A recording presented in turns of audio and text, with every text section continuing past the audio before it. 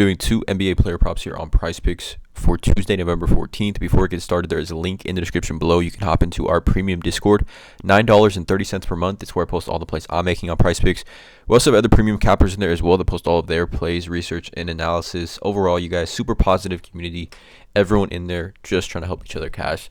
Again, also need to mention I'm not a gambling expert and this is not financial advice. These are simply plays I'm personally looking at making. Hopefully give you guys some insight and analysis to then make your own player prop decisions here. Again, no one's pressing submit on those parlays other than yourselves. But let's get right into it, you guys. I got two NBA player props here. We also are getting the NBA play-in tournament games today. And what we've seen so far, right, through I think two NBA play-in tournament days, the games have been competitive. We've seen a lot of teams try really, really hard, and we've seen a lot of starters play significant minutes, which is similar to playoff basketball, and definitely what you like to see if you are betting on player props. Give us the best chance for these props to hit, right? We don't want blowouts. We want these starters to play massive minutes, to have that volume. So hopefully we get that tonight. I got two player props that I'm targeting. Let's not waste any time. Let's get right into it. The first one is going to be Isaiah Stewart. I like his over 19.5 PR here against the Atlanta Hawks. So 19.5 PR for Isaiah Stewart. I think it's just a little bit too low. Jalen Duren is going to be out for this matchup. We look at this game, 5-point spread in Detroit, home game for Detroit, 230 over under. So obviously 5-point spread, 230 over under. Vegas, the books projecting good amount of points here, good amount of offense. Trae Young is also questionable, which I guess I definitely would help this game. I would help this game just to remain competitive overall. But it's a great spot for Isaiah Stewart. And with Jalen Duren being out, also Bogdanovich being out, Joe Harris, Livers, and Morris are out. I mean, the Pistons are pretty thin. We look at the projected minutes on RotoWire. Isaiah Stewart is projected the most minutes on this team, playing 36. And I believe Isaiah Stewart's actually top 10 in the entire NBA as far as minutes played this season. Let's actually want to look at that real quick just to bring it to the attention. Minutes per game. I don't know, totals. That's what we want to see. Totals, minutes. Kate Cunningham is here at number 1. He's played the most minutes in the NBA. And then Isaiah Stewart's down here at number 5. So minutes usage are not going to be an issue or question for Isaiah Stewart tonight, especially with Jalen Duren being out. But we look at Isaiah Stewart, right? His points plus rebounds game log this season, right? This is just this season. And he's had a pretty decent floor for this line, in my opinion, here. We look at, obviously, tough matchup here against Embiid in the paint. 16 PR. Tough matchup here, obviously facing Giannis and Brook Lopez, 12 PR. Phoenix did not play well. Matchup with Valanciunas and Zion. 18 against Portland, 19 against OKC, and then started the season off smashing this line against Miami, Charlotte, and Chicago, 28, 22, and 23.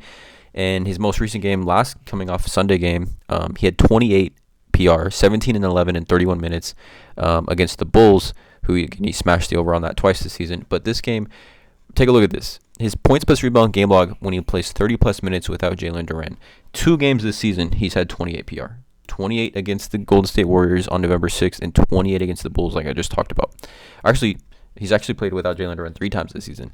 18 PR against the Portland Trailblazers, 28 against the Golden State Warriors, and 28 against the Chicago Bulls, 33 against Philly, and 26 against Milwaukee last season. So he's smashed the over on this line pretty easily in 4 or 5 games when he plays 30-plus minutes without Jalen Duren. Right? His last game against the Bulls without Jalen Duren had 14 rebounding chances, converting 11 total rebounds. I really, really like Isaiah Stewart, probably regardless of the matchup, but specifically this matchup against the Atlanta Hawks, who, again, going back to last season, targeting power forwards against the Atlanta Hawks has been extremely profitable. We look at power forwards game log this season. Actually, I got to do power forward players, so we get the specific players. Power forward players, this points plus rebounds game log this season versus the Hawks, right?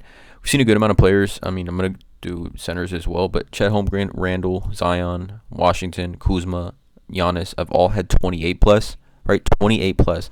And we look at guys, pretty much every single guy that's played 30 plus minutes, or power forward that's played 30 plus minutes, has hit the over on this line. There hasn't, the minutes, 29, if you played 25 plus minutes essentially against the Hawks, you've hit the over on this line. Jonathan Isaac played 16 minutes, had 19 PR. Bobby Portis 21 minutes, 16 PR. Jaden McDaniels 24 minutes, 15 PR. So you can see the points plus rebounds average per minute is absolutely elite here against the Hawks. Let's just do centers, because Isaiah Stewart in this game is going to be playing some center. Definitely going to be playing some center, especially with Jalen Duren being out. Karl Anthony Towns 26, Rudy Gobert 27, Mark Williams 28, Bam at about 43. We're talking about guys that are playing significant minutes, right? Isaiah Stewart is going to be locked in for 30 to. I can see him playing 33 plus minutes tonight in this play-in game, especially if Trae Young's out and this game is competitive. Like, the Pistons could win this game, debatably, honestly. Like, I think they match up well.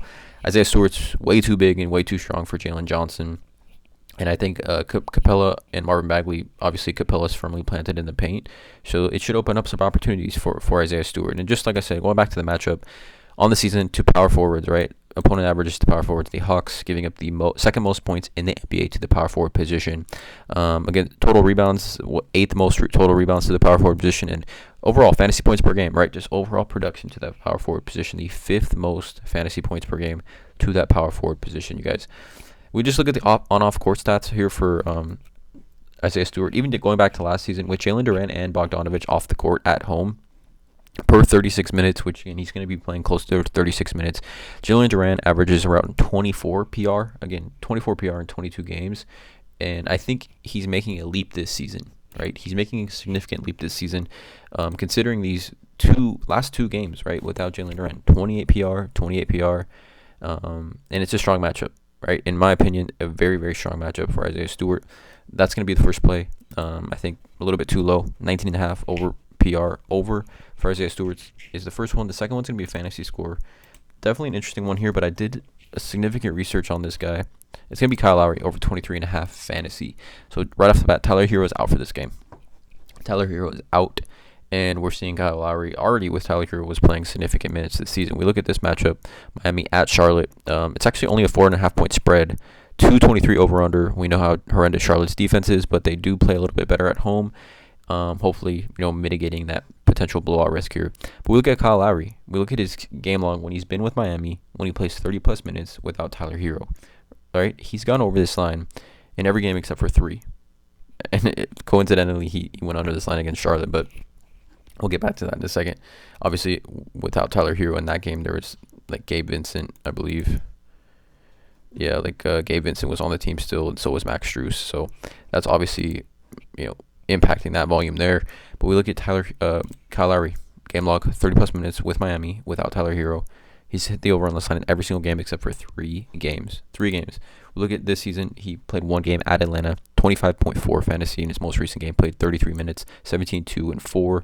Only took 8 field goal attempts, only had 1 steal, 3 turnovers. So, 17, 2, and 4. He finished with 25.4 fantasy. Very attainable line for Kyle Lowry in this matchup. We look over on Daily Grind Fantasy, right? DG Fantasy. There's a link in the description below to sign up for a 7-day free trial with Daily Grind. This is also a research tool that I use every single day. And we look at Kyle Lowry. They have a fantasy score, right? Optimizer, right? Where it takes, obviously there's no fantasy score line on books, but it takes the fantasy score lines, or it takes all the lines for a specific player and combines them into a projected fantasy score for that player, and giving it a percentage odds to hit, right?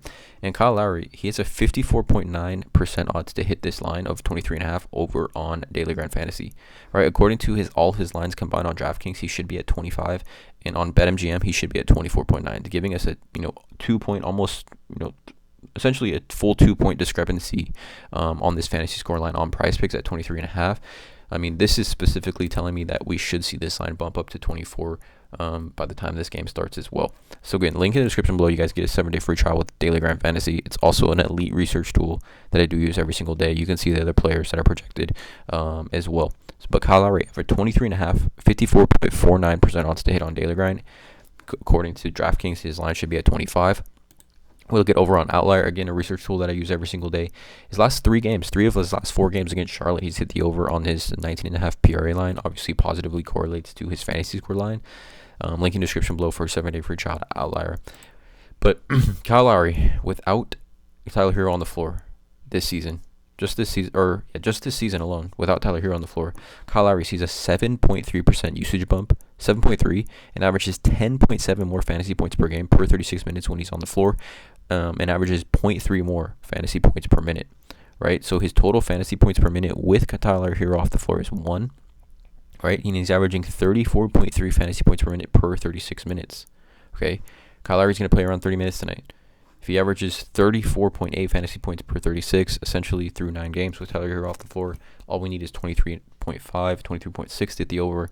I really, really like the odds for this one. Obviously, him being that elite point guard, and it really is just an elite matchup, right? We look at point guards' fantasy score game log this season, specifically versus the Hornets, right? Like, we're talking about if you're playing 30-plus minutes of the Hornets versus the Hornets, I mean, you can cook these dudes pretty easily. We look at 1, 2, 3, 4, 5, 6, 7, 8, 9, 10 different point guards have hit the over on this line of 23.5. And if we just kind of go to guard players, like take away the point guard aspect, because there's a lot of high usage ball handling guards that have hit the over on this as well. Just look at the total guards in general, right, that have hit the over on this line. 1, 2, 3, 4, 5, 6, 7, 8, 9, 10, 11, 12, 13, 14, 15, 17, 18, 19, 20. 20 different guards have hit the over on this 23.5 point line. We look at Kyle Lowry, even his splits this season, he's averaging significant more production on the road. He's playing more minutes. He's averaging way more points, 11.6 points per game on the road compared to 3.5 at home. He's averaging 5.8 assists, more points, rebounds, assists, more blocks, all at home, more field goal attempts, more minutes overall. Like I said, just overall more usage on the road compared to at home, right? And then point guards, Hornets giving up the 4th most fantasy points per game to the point guard position, and then we just know how the Hornets defense is, right? We know the Hornets and how horrendous they are on defense. Actually, I think defensive rating, they have the worst defensive rating in the NBA, the absolute worst, and they also play at the 4th fastest pace. So it's a pace up matchup, and Miami is actually playing at a much faster pace this season, but it's a pace up matchup for Miami. Playing the 4th pace team with the worst defensive rating in the NBA. I think it's a great spot for Lowry, and I do think this bumps to 24 at some point today. Here are the 2 plays for this YouTube video. Let me know in the comments below how you feel about these 2. Check out all the links in the description. Drop a like, hit that subscribe button, and as always, let's cash.